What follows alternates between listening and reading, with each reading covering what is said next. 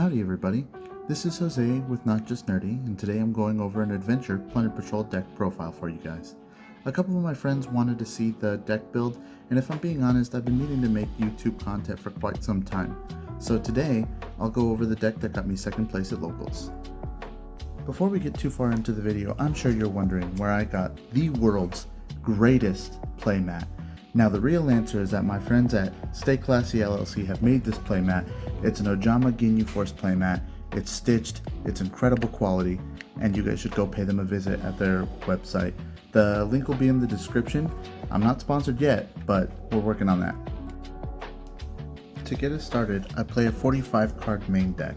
I've separated all of the engines into different engines and why I did what I did. So first and foremost, I play 3 copies of Whitebeard. The reason for 3 copies of Whitebeard is because this is, in my opinion, the most important card in the deck.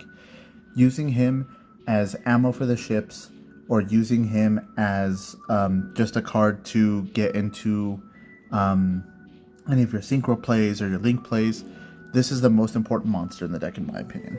Next up, we've got 3 copies of Golden Hair.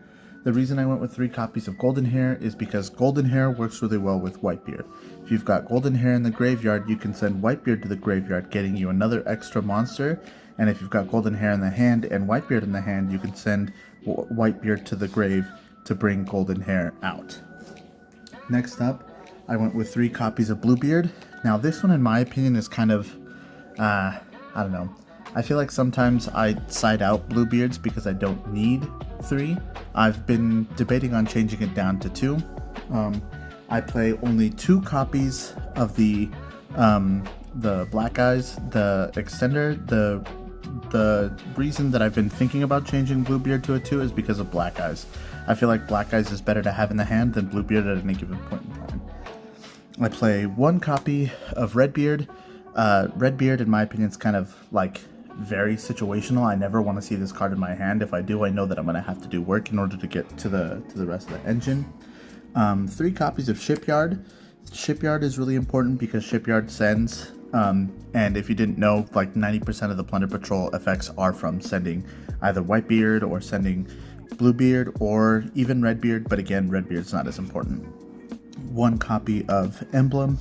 Emblem of the Plunder Patrol is a really good one of, because situationally this can help you leave that gap between being able to topple over say a Guardian Chimera or a Mirror Jade versus only having, you know, the full 3k and then being like, well, I don't want to attack through because I need my monsters on the field.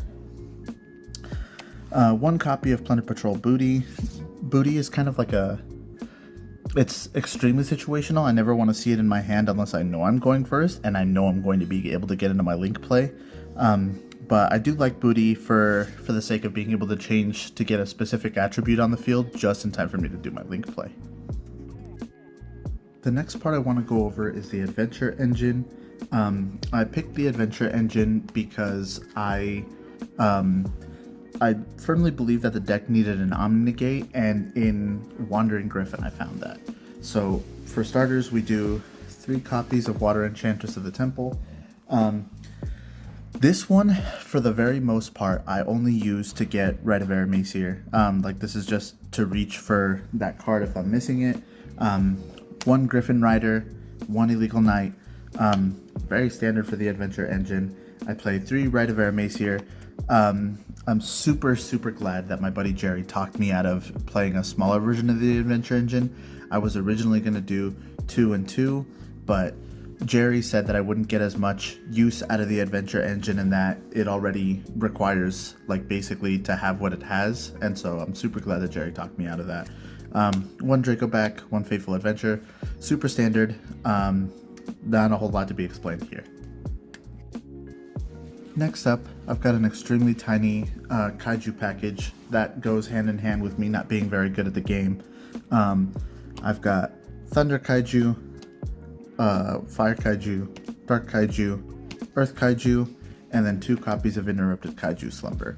The reason that I went for this is because for the very most part, I play Yu-Gi-Oh! To beat the people at Locals. I don't ever plan to, like, go to a YCS or anything and actually compete. If I do go, I'll play the side events, and if I lose, I lose. Like, I don't really care all that much. But this is really good because it's a non-target destroy, right? Like, definitely don't play this against Unchained, but this is really, in my opinion, this is a good board wipe. It's a fun board wipe. It's always cool to see people react to you playing this. And then one of each kaiju that has an attribute that I can target. For those of you that don't play Plunder Patrols, the whole deck kind of revolves around finding the attribute that you want and then summoning the ship that matches that attribute. So that's why I play these. In case you're wondering, I do play Gamma Seal, but the reason that I showed this as a kaiju package is because I consider Gamma Seal to be more of my, more of in my interruption realm as opposed to like the actual kaiju package. So you'll get to see Gamma Seal here in a bit. Now we get to the part that's going to make a lot of you mad and a lot of you annoyed. I play my quote-unquote interruptions in a really weird way. Lots of people hate it. I get lots of hate about it at locals. I get lots of hate about it in Las Cruces, where I go play every once in a while. People absolutely hate how I have built my interruption portion of the deck, so here we go. I only play 2 Ash Blossoms.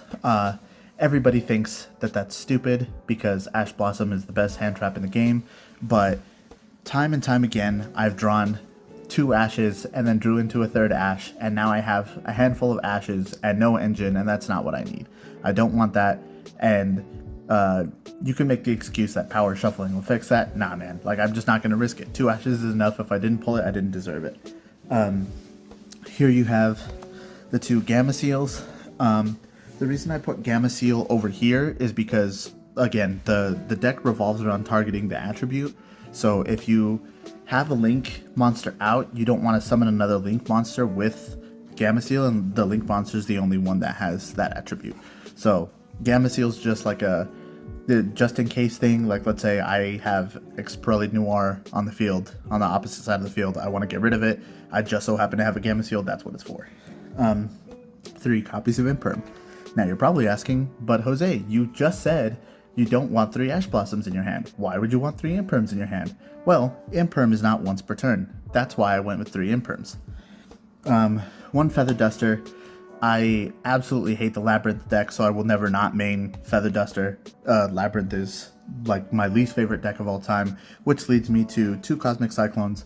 Again, just dealing with Labyrinth. It also helps for dealing with Unchained for when they set a trap and then go to pop it. Like, this just gets rid of the trap, negates the effect. A couple copies of the Forbidden Drip. Now, the reason for Forbidden Droplet is because the deck revolves around discarding for main deck monster effects and then targeting the attributes, right? So with Forbidden Droplet, you can send the Whitebeard and get the effect of Whitebeard, or you can put your Golden Hair in the graveyard and then use her effect to send Whitebeard. Regardless, you want this in this deck because it not only is it in the gate, but it also sends to the graveyard. For the next portion, we'll just do the extra deck and why I've built it the way I've built it.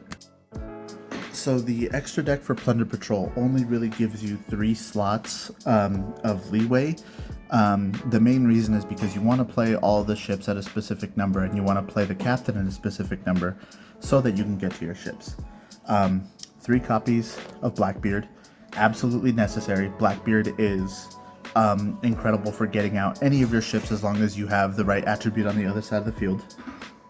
2 copies of Bran, 2 copies of Moerk, 2 copies of Liss, and 2 copies of Jord.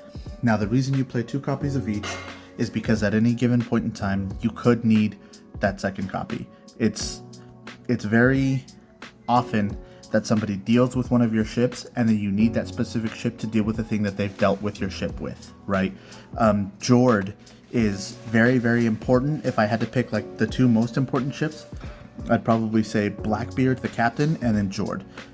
You want to go into Jord before you go into Captain. That way you can get a token of the right attribute for the thing that you want on the opposite side of the field. So let's say you've gone for your entire play and you already have Wandering Griffin out and they've done nothing to stop you. The next thing that you want to do is get Jord out and go for a Liss. Lys will be another monster negate, so you could arguably say that Lys is the second most important ship, but at the end of the day, Jord is what helps you get into Lys, Jord, and Blackbeard. Any of these can be summoned out with these two. Then the next thing that you want to make sure you have is one copy of Salamangreat Great Alamirage. The reason for this one is because there are plenty of times where you'll get into a pinch and you only have golden hair in your hand and then 3 copies of other stuff that are non-engine, that won't necessarily get you what you need, right? So for example, let's say you have golden hair and the water enchantress, right? You can normal summon golden hair and then link her off for Alamirage, right? Then use golden hair's effect to send water enchantress to the graveyard to special summon herself. Now you have enough for your Blackbeard, and water enchantress is in your graveyard, so you can use water enchantress to banish to get yourself the Rite of Aramesir anyway, right? It's the Alamirage is a very, very good tech card for this deck.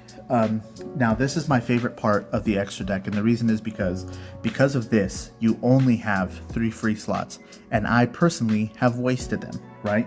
I play Bahamut Shark, Totally Awesome, and Divine Arsenal Zeus. Now you might not think that those are a waste. However, I have never, in all the times that I've played this deck, gone into Bahamut Shark for Totally Awesome. The golden hair will restrict you into exclusively Plunder Patrol cards, and then so you won't be able to use Bahamut Shark, obviously, right? But I absolutely love the way this card looks, and I love Bahamut Shark also. So this is the first deck that I've been able to put them in where it kind of sort of made sense, so I did it, right? Like, bottom line, these two do not need to be in your deck. There are better options, but I'm a silly Willy Walnut head. And then Zeus. Zeus is kind of self-explanatory, right? The later on in the game state, the better Zeus becomes. That's the whole extra deck. That's why I play these. Don't judge me about this one. Let's go on to the side deck. For the side deck, I just want you guys to keep in mind that I exclusively play for locals, so under any circumstances, I highly recommend that you build your side deck directed towards your locals, and then if you're going to build the side deck for YCS, just build it to face the meta, right? Because at the end of the day, the rogue decks that are going to be at YCS or any of the other championship events, those ones you're just gonna have to prepare for by knowing how the deck works, right? So I play 2 copies of DD Crow. I love DD Crow because the Pirelli cards, when they go to bring a card out of the deck, this is just a banish. Get rid of it. Now they can't Xyz, right? Ghost Mourner and Moonlit Chill. Anytime that I want to annoy somebody, I side in Ghost Mourner because not only does it negate, but also it makes it so that they have to pay life points. This is a really good time card, so if you ever, like, Game 3, you know you're about to go into time, side this thing in. Totally works. Nibiru. Nibiru is mainly used as a crossout target. Not that I special summon all that much if the combo is very small, but just in case, I like to have that one. One Droll. Droll, same thing. I don't think that you need to be drolling people anymore as much as it's fun to droll people. I think now having it as a preventative measure for people that don't know that droll isn't as good of an option anymore is better, which is why I only have 1. 2 Evenlies. It's the best going second card in my opinion. Silent Graveyard. I hate Tier Elements. You got to play Silent Graveyard at this point. I didn't do Abyss Dweller because I wanted to do my silly Willy Walnut head card, so I did Silent Graveyard instead. And then 2 Tactics. Tactics is really good for if I know they're going to do something on my turn, but that's why it's in the side, is because I don't necessarily want to be weighed down by, they don't have Ash, they don't have a Droll, so I have to then use talent, you know what I mean? That's everything for the side deck and everything for the deck in general. If you guys have any questions, comments, concerns, bright ideas, you're more than welcome to leave them in the comments section. I'm not removing Bahamut Shark and Totally Awesome, so don't bother. But I will see you guys in the next deck profile.